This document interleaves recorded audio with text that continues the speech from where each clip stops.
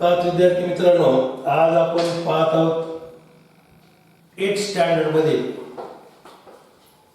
New chapter, नवीन concept, compound interest. त्याला काय म्हणलं आपण मराठीमध्ये, त्याला म्हणतात चक्रवाढ व्याज. कंपाऊंड इंटरेस्ट, चक्रवाढ व्याज.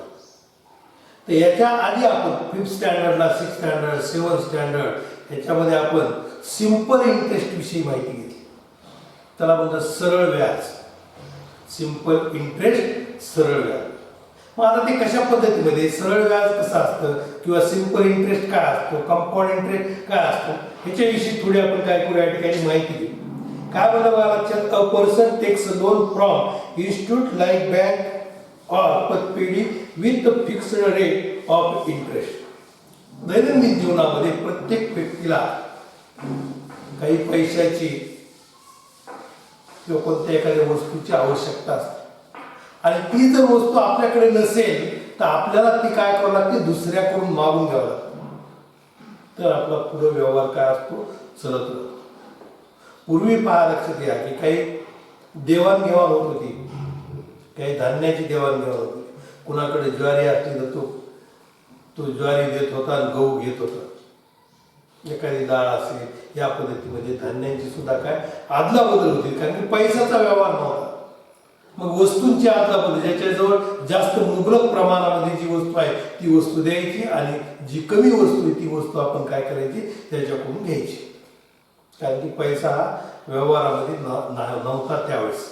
पण नंतर पैसा हा व्यवहारामध्ये आला आणि पैसा व्यवहारामध्ये आल्यानंतर मग काय करण्यात आले की पैशांची देवाणघेवाण करण्यात आली. मग काही विशिष्ट व्यक्तीच, विशिष्ट संस्था, परत नंतर असं झालं की काही विशिष्ट व्यक्ती, विशिष्ट संस्था या ठिकाणी काय करू लागल्या, पैसे देऊ लागले. मग विशिष्ट व्यक्ती म्हणल्यानंतर त्या व्यक्तीला आपण सावकार असं नाव देतो की तो व्यक्ती ज्याच्याजवळ पैसा आहे तो काय करू लागला, सगळ्या गावात लोकांना काय करू लागला, अडी अडचणीला मदत करू लागला. पण तो मदत करत असताना काय होऊ लागलं की तो मदत करत असताना त्या केलेल्या मदतीच्या मोबदल्यामध्ये तो काय करू लागला, तो काही रक्कम, आगाऊ रक्कम, जास्तीची रक्कम त्याच्याकडून घेऊ लागला. म्हणजे एखाद्या व्यक्तीनं काय केलं की 1000 रुपये मागितले तर त्या काय केलं, 1000 रुपये दिले तर त्या 1000 रुपयाच्या बदल्यामध्ये त्याच्याकडून अजून 100 रुपये जास्त, 10 रुपये जास्त, अशी काय करू लागला, तो रक्कम घेऊ लागला. म्हणजे जी जास्तीची रक्कम घेतल्या जाते तिलाच आपण काय म्हणलं या ठिकाणी सिंपल इंटरेस्ट असतो. तिलाच काय म्हणलं आपण, सिंपल इंटरेस्ट. परंतु नंतर काही असे व्यक्ती किंवा काही संस्था किंवा त्याला आपण म्हणलं पतपेढी, मल्टीस्टेट असे नाव तुम्ही ऐकले असतील बघा. मल्टीस्टेट, पतपेढी, बँक, या बँकेकडून, त्या पतपेढीकडून, मल्टीस्टेटकडून काय केलं जातं, या ठिकाणी लोन घेतलं जातं. हाऊसिंग लोन आपण त्याला म्हणतो. घर बांधण्यासाठी एखादं कर्ज घेणे, की शेती कामासाठी काही कर्ज घेणे, गाडी घ्यायची असेल त्याच्यासाठी कर्ज घेणे. कारण की एकदम पैसा सगळ्या जणांजवळ येत नाही. मग काय करतात, अशा वेळेस लोक एकदम पैसा काय करतात, त्या ठिकाणी कर्जावर घेतात आणि आपली कामे काय करतात, पूर्ण करतात. मग हे त्याचा मोबदला म्हणून काय केलं जातं, या ठिकाणी सिंपल इंटरेस्ट घेतलं जातं. पुढे मग आता पहिलं काय करतो, a person takes a loan from institute like bank, पतपेढी और पतपेढी with fixed rate of interest. After stipulated time he repay the loan with some more money. आणि काही दिवसानंतर, काही वेळानंतर, काही कालावधीनंतर तो व्यक्ती काय करतो, त्या बँकेला, त्या पतपेढीला, त्या मल्टीस्टेटला तो काय करतो, रिपेमेंट म्हणजे त्याचं वापस करून टाकतो. आणि हे वापस करत असताना काही रक्कम काय करतो, या ठिकाणी मोर मनी म्हणजे जास्त काय करतो, पैसा देतो. The additional money paid is called interest. म्हणजे त्यांनी जे जास्तीची रक्कम दिलेली आहे त्या रकमेला या ठिकाणी काय म्हणतो आपण, इंटरेस्ट असं म्हणतो.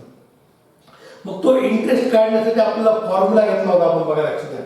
I is equal to PNR upon काय 100. I is equal to PNR upon काय 100. I म्हणजेच काय बघा, लक्षात घ्या, simple interest. Simple interest. P म्हणजे काय दिले, प्रिन्सिपल. एन म्हणजेच काय, टाइम, नंबर ऑफ टाइम असणार. आणि आर म्हणजे काय, रेट ऑफ इंटरेस्ट. किती रेटने दिलाय, 9%, 10%, 11% या पद्धतीमध्ये.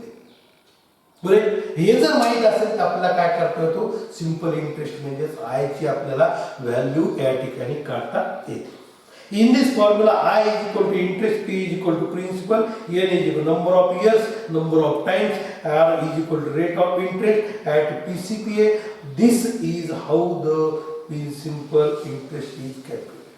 म्हणजे अशा पद्धतीमध्ये काय करतो आपण, या किमती ठेवून त्याचा काय करतो, सिंपल इंटरेस्ट काढतो. म्हणजे त्याला सरळ व्याज असतं, दरवर्षी लावलेलं व्याज.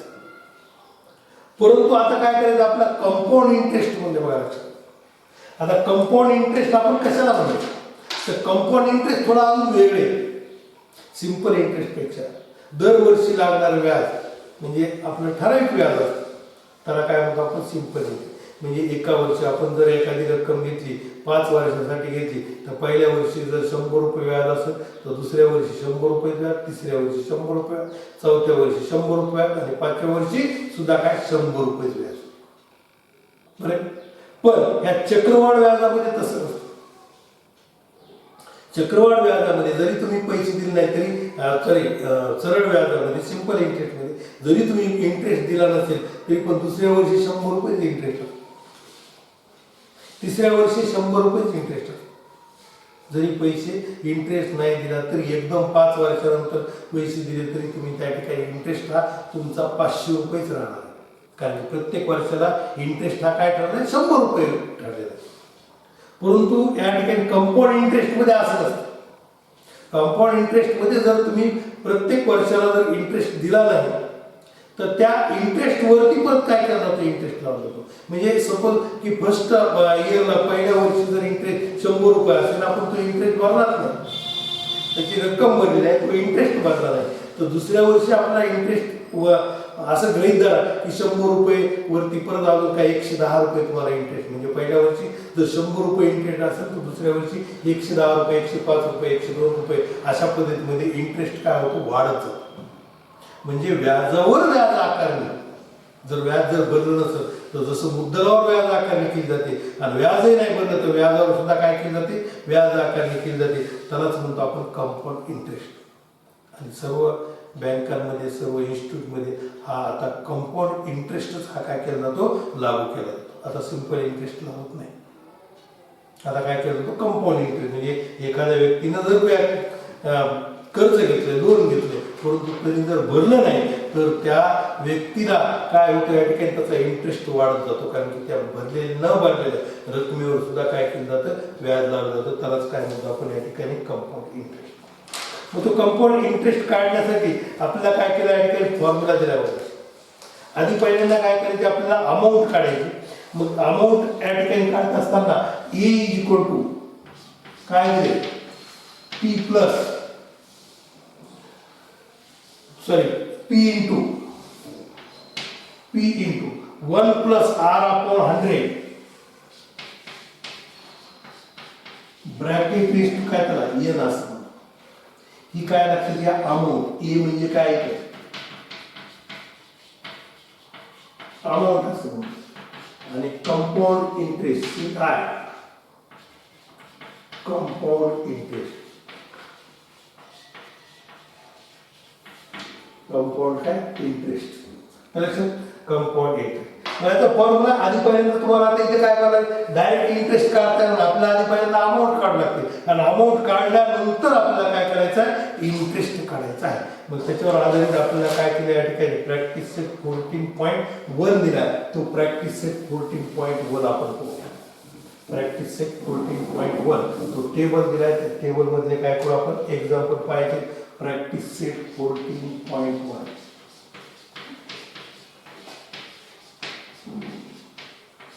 प्रॅक्टिस सेट 14.1 काय म्हणलं बघा. 14.1 आपल्याला काय केलं, fill the amount find the amount and the compound interest. Amount आणि काय करायचं आपल्याला कंपाऊंड इंटरेस्ट या ठिकाणी काय करायचं फाइंड करायचं शोधायचं आहे. मग त्याच्यासाठी एक नंबरचं एक्झाम्पल आहे. काय दिले बघा लक्ष द्या. मी इथं P इज इक्वल टू दिले बघा तुम्हाला काय P इज इक्वल टू 2000 रुपये 2000 रुपये. R is equal to rate of interest 5% म्हणजे 100 रुपयावरचा रेट असतो. रेट ऑफ इंटरेस्ट काय 5% आणि N इज इक्वल टू काय दिले या ठिकाणी 2 year. N is equal to 2 year म्हणजे ड्युरेशन तसं टाइम पिरियड आपल्याला या ठिकाणी काय दिला 2 इयरचं दिलं. आणि आपल्याला काय करायचं आहे कंपाऊंड इंटरेस्ट फाइंड करायचं आहे. मग तो कंपाऊंड इंटरेस्ट फाइंड करत असताना आपल्याला आधी तुम्हाला म्हणले की काय काढावं लागतं आपल्याला अमाऊंट काढावं लागतं. काय फॉर्म्युला दिला P into bracket 1 plus R upon 100 bracket raise to काय N हा फॉर्म्युला. ही काय अमाऊंट आहे. अमाऊंट म्हणजेच काय प्रिन्सिपल आणि इंटरेस्ट या दोन्हीचं ॲडिशन त्याला म्हणतो आपण अमाऊंट. प्रिन्सिपल आणि इंटरेस्ट या दोन्हीचं ॲडिशन दोन्हीची रक्कम म्हणजे एखादी रक्कम म्हणजे आपण लोन घेतले 5,000 रुपयाचं आणि 2 वर्षानंतर 4 वर्षानंतर 5 वर्षानंतर आपण काय केलं त्याचे 6,000 रुपये जर भरले असतील तर जे 1,000 रुपये जास्ती भरले ते इंटरेस्ट आणि 5,000 आपलं काय प्रिन्सिपल झालं. मग प्रिन्सिपल प्लस इंटरेस्ट म्हणजे 6,000 ही काय होते आपली अमाऊंट होते. म्हणजे इथं आपल्याला आधी पहिल्यांदा अमाऊंट काढावं लागेल आणि अमाऊंट काढल्यानंतर आपल्याला काय करता येतो कंपाऊंड इंटरेस्ट काढता येतो. मग अमाऊंट काढण्यासाठी आपल्याला फॉर्म्युला दिला आहे. त्या फॉर्म्युल्यामध्ये काय करायचं आपण किमती ठेवून द्यायचे. Pच्या जागी काय करायचं आपण त्याचं प्रिन्सिपल जेवढं दिले आपल्याला तेवढं ठेवून द्या 1 प्लस आता आरच्या ऐवजी काय घ्यायचं आपल्याला 5 घ्यायचं अपॉन किती 100 आणि ब्रॅकेट रेस्ट किती इथं एमच्या ऐवजी काय 2. आता याच्या दोन पद्धती बघा सॉल्व करायच्या. इथं लक्षात आलं आपल्याला बरोबर त्याच्या किमती ठेवल्या Pच्या जागी 2000 1 ला 1 प्लस ला प्लस आरच्या जागी 5 100 ला 100 ब्रॅकेट काढून ब्रॅकेट रेस्ट टू काय केलं आपण 2 घेतलं. आता याच्या दोन पद्धती लक्षात. एक तर आपल्याला इथंच काटाकाटी करून आपल्याला काय 1/20 करता येईल. किती 1/20 म्हणजेच काय झालं 5 1 जा 5 5 2 जा 10 आणि 0 0 म्हणजे 1/20 काय झालं 20 लक्षात घ्या. म्हणजे आता इथं बघा लक्षात घ्या 2000 ला 2000 इंटू आता यांची आपल्याला ॲडिशन करायची आहे 1 प्लस 1/20 1 प्लस 1/20 म्हणजे सोपी पद्धत लक्षात घ्या 20 प्लस 1 करायचे 21/20 करायचे. ज्यावेळेस 1 आपण ऍड करतो त्यावेळेस 1 ऍड करत असताना डिनॉमिनेटर आणि न्यूमरेटरची बेरीज 21 झाली आणि आपण 20 ला 20 करा किंवा 20 1 20 1 1 1 20 आणि 1 21 असताना 21 या पद्धतीने किंवा त्याला सोपं म्हणतो आपण 20 प्लस 1 करा 21/20 करायचं. यांची झाली ही ॲडिशन आणि स्क्वेअर किती आहे सॉरी इंडेक्स किती आहे 2 आहे 2 घ्यायचं 3 असेल 3 घ्या. म्हणजेच काय करू आपण ॲड केले त्याला 2000 इंटू आता स्क्वेअर असल्यामुळं 21 इंटू 20 21 इंटू 20 यांचं काय करायचं आपल्याला मल्टिप्लिकेशन करायचं 1 2 1 आणि 2 हे शून्य कटले खालचे 2 शून्य वरचे 2 शून्य मग 2 ने भाग दिला आपण 22 बरं नाही आणि 2 पंचे 10 बरं म्हणजेच काय 5 इंटू 21 इंटू 20 काय झालं मला लक्षात घ्या 21 चा स्क्वेअर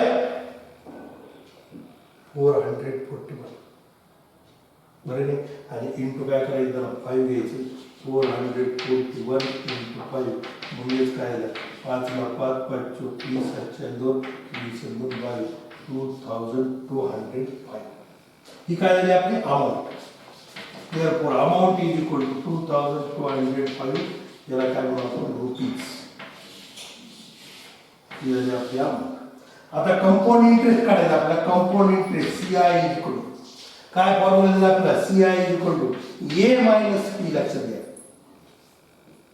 A minus P म्हणजे अमाऊंट मायनस प्रिन्सिपल तर अमाऊंट मायनस प्रिन्सिपल 2205 मायनस किती केले आपण 2000 केले म्हणजे 205 म्हणजे कंपाऊंड इंटरेस्ट आपला आला त्या ठिकाणी 205 rupees.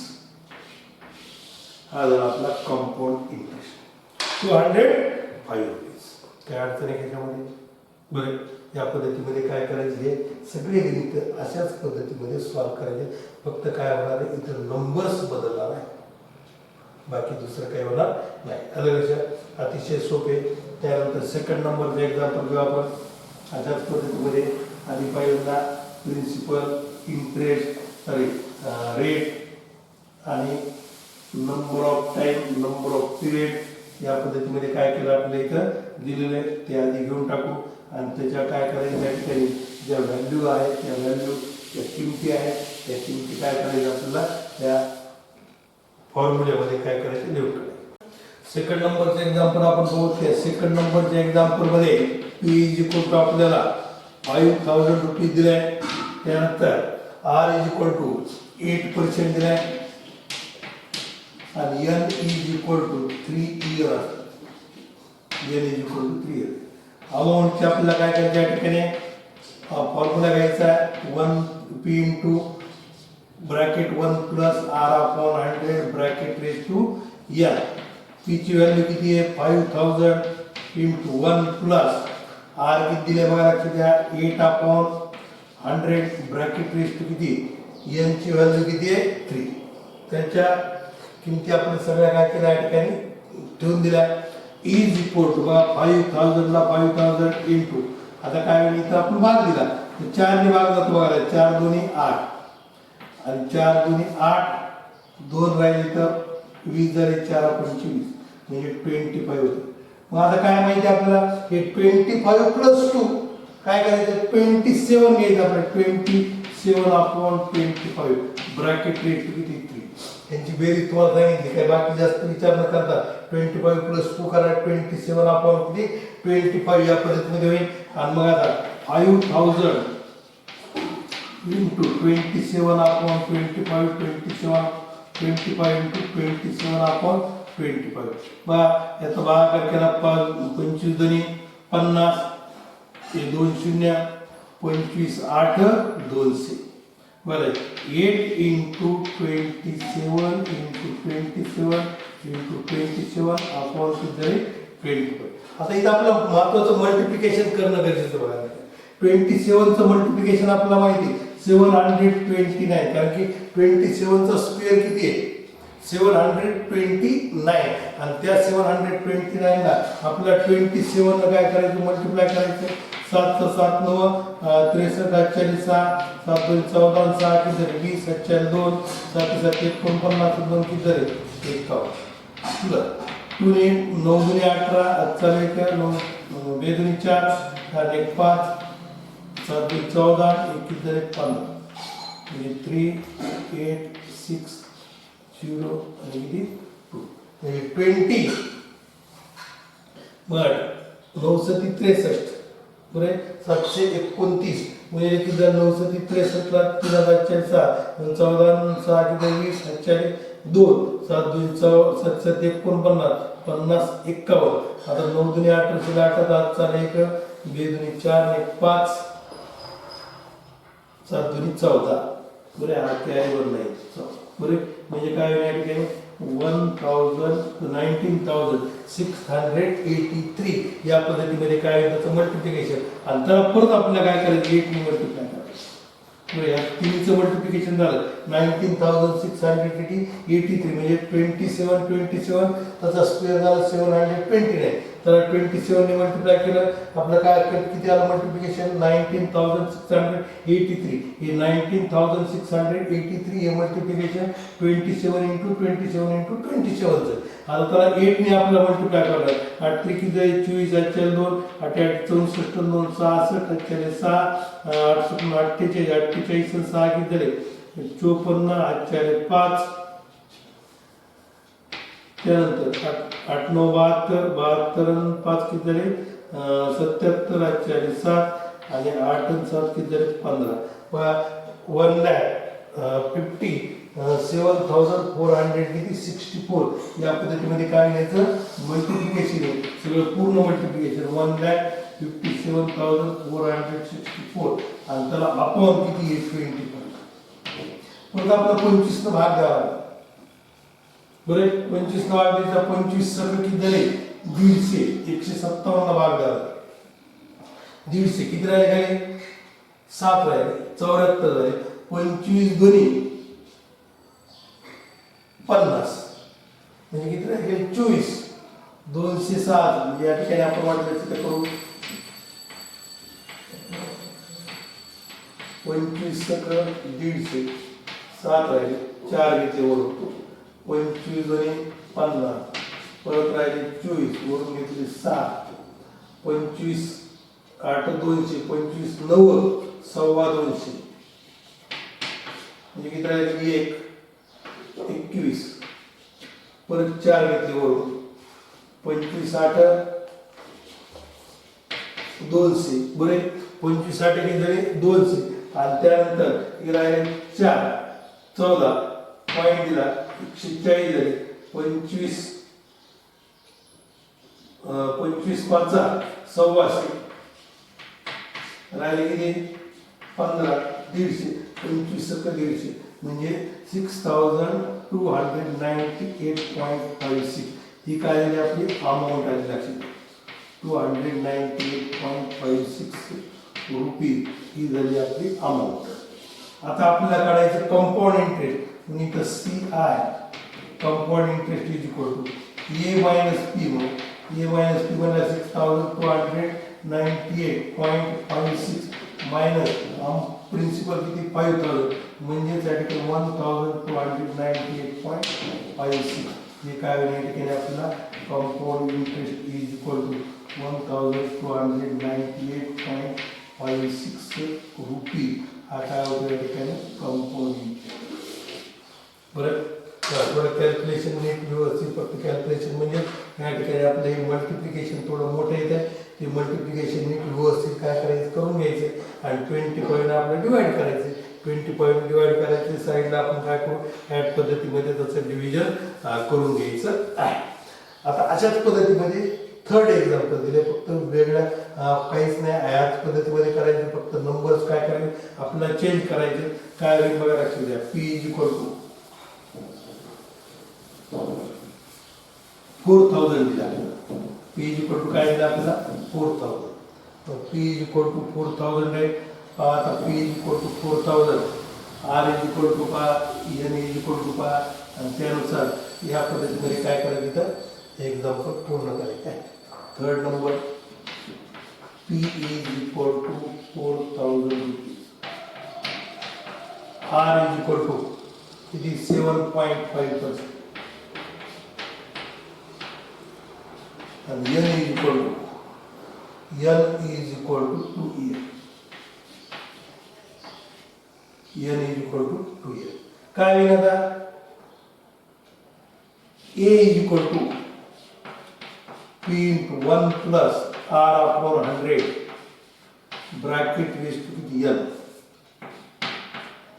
bracket raised to N. A is equal to माझा P काय व्हॅल्यू आपली 4000 into 1 plus R ची व्हॅल्यू किती आहे 7.5 अपॉन 100 आणि ब्रॅकेट रेज टू किती 2 काय करायचं आहे पॉइंट काढून टाकू पॉइंट काढला म्हणजे काय होईल या ठिकाणी एक शून्य वाढता येतात बरं पॉइंट काढले एक काय करते ना आपल्याला शून्य वाढता येईल म्हणजे इथे झालं 75 आणि झालं 1000 आता 75 1000 ला आपल्याला डिवाइड करायचं म्हणल्यानंतर काय होईल या ठिकाणी मारायची द्या 25 त्रिक 75 25 चोक 100 आणि 40 म्हणजे 3/40 होतं आणि 3/40 म्हणल्यानंतर तुम्हाला सांगितलं की कशी बेरीज करायची आपल्याला 40 + 3 म्हणजे किती झालं 43/40 ब्रॅकेट रेज टू किती 2 आता 2 टाइम्स आहे म्हणून या ठिकाणी काय करायचं 43/40 into 43/40 काय 1 0 1 0 1 0 1 0 4 10 40 बरे म्हणजे आता काय करायचं आपलं मल्टिप्लिकेशन करायचं कोणाचं मल्टिप्लिकेशन 43 into 43 4 3 त्रिक 9 3 चौक 12 4 त्रिक 12 4 1 4 चौक 12 7 म्हणजे काय झालं 1849 या पद्धतीमध्ये याचं मल्टिप्लिकेशन येतं आणि त्यालाच काय केलं 10 ने मल्टिप्लाय केलं म्हणजे 1800 सॉरी 49च्या वरती काय करायचं एक झिरो वाढवायचं म्हणजे 10 ने मल्टिप्लाय होतं.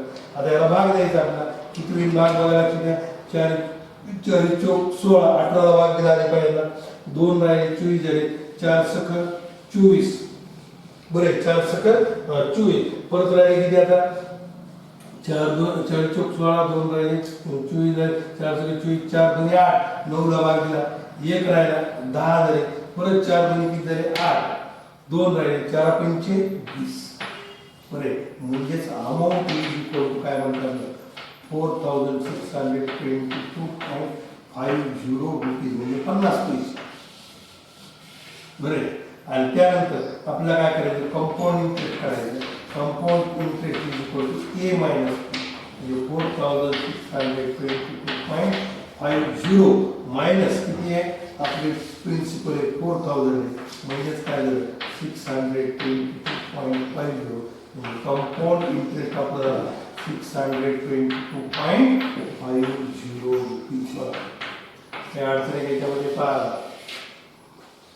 एकदा पाहूया पी ची व्हॅल्यू दिली आर ची व्हॅल्यू दिली आपल्या एन ची व्हॅल्यू दिली आपल्याला फॉर्म्युला दिला A is equal to P in bracket P into 1 plus R upon 100 bracket raise P R P ची व्हॅल्यू देऊन टाकली आपण 4000 आर ची दिली 7.5 आणि इथं पॉईंट काढल्यानंतर 75 अपॉन 1000 म्हणजे 25 ला आपण काय केलं यात डिवाइड केलं 25 3 75 25 चौक 100 आणि 0 ला 0. आता यांची बेरीज सांगितली तुम्हाला मी काय सांगितलं की आपलं सोपं लक्षात घ्या 40 अधिक 3 करा 43 अपॉन 40 ला 40 म्हणजे 40 प्लस 3 बरोबर 43 अपॉन 40 आणि त्याचा 2 टाइम्स घ्यायचं आपल्याला 0 0 पेटला या ठिकाणी 4 ने भाग दिला आणि मल्टिप्लिकेशन दिलं तर 4 ने भाग दिला अमाऊंट आलं आणि अमाऊंट घेतल्यानंतर आपल्याला काय करता येतं कंपाऊंड इंटरेस्ट काय करतो त्या ठिकाणी आपल्याला घेता येतो. आणि या पद्धतीमध्ये आपल्या इथं काय होईल टेबल पूर्ण होतो आणि त्या पूर्ण टेबल झाल्यानंतर राहिलेले जे 2 एक्झाम्पल आहेत ते 2 एक्झाम्पल आपण काय करू पुढील लेक्चरमध्ये कंप्लीट करून घेऊ.